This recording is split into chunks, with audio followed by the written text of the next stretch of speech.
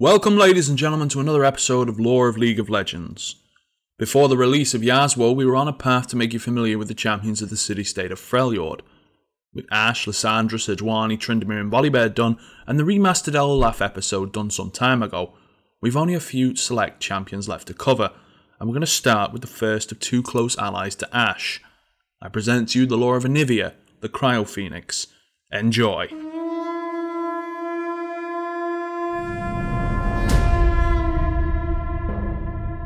As an eternal guardian, the Cryophoenix has held a solitary vigil over the Freljord for 1,000 lifetimes. It is said that the creatures described as phoenixes have often been mentioned in the legends of Valoran that live for thousands of years as a bird of fire, able to rise from its own ashes. The bird is treated as a symbol for the passing of time and resurrection. But not everyone knew there was more than one kind of the species.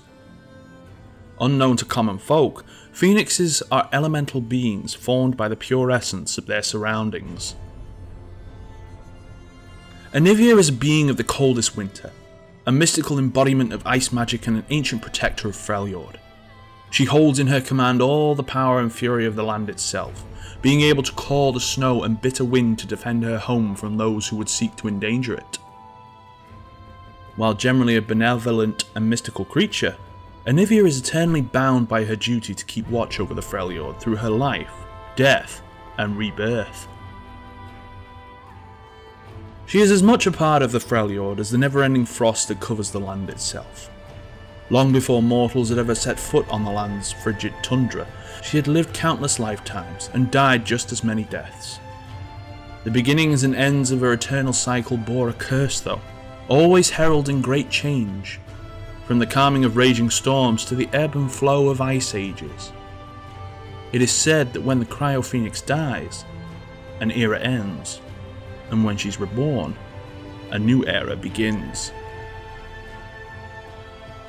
Though Anivia's past lifetimes have distantly faded from her memory, one thing remains: her purpose. That purpose is to protect the Freljord at all costs.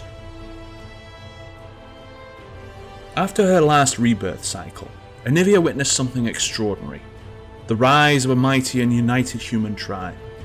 She watched and guarded their lands with pride as they prospered under her guardianship.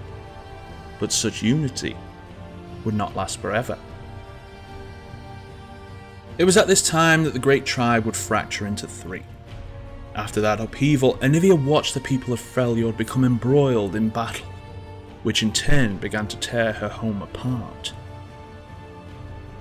But as she strove to calm the turmoil that threatened the lands, Anivia began to sense a greater threat still. An ancient evil that grew deep beneath the earth. To the majestic creature's horror, she felt the pure magic of the ice itself become blackened and corrupt like blood in water, darkness creeping into the Freljord. With her destiny so tied to the power of the land, Anivia knew that if such evil were to take root in her home, that same darkness would find its way into her heart. She could no longer remain a mere guardian. The Cryophoenix had to take action. Anivia soon discovered an ally in the Avarosan leader Ashe, the Frost Archer. She too believed in unification as an end to the Freljord's perpetual strife. Anivia offered the tribal leader her aid, and now, with the coming war in Freljord on the horizon, Anivia has prepared herself to fight for peace, still knowing the inevitable truth of her destiny. One day, evil will rise from the ice, and she must do everything she can to destroy it, no matter what the cost may be.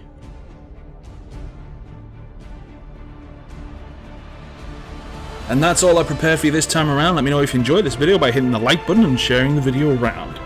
We've still got quite a number of champions to cover, but there's also a lot that have been done, so if you're unsure, click the annotation at the top of the video to take you to the entire Lore of League of Legends playlist. Thanks for watching everyone, and as always, I'll see you next time.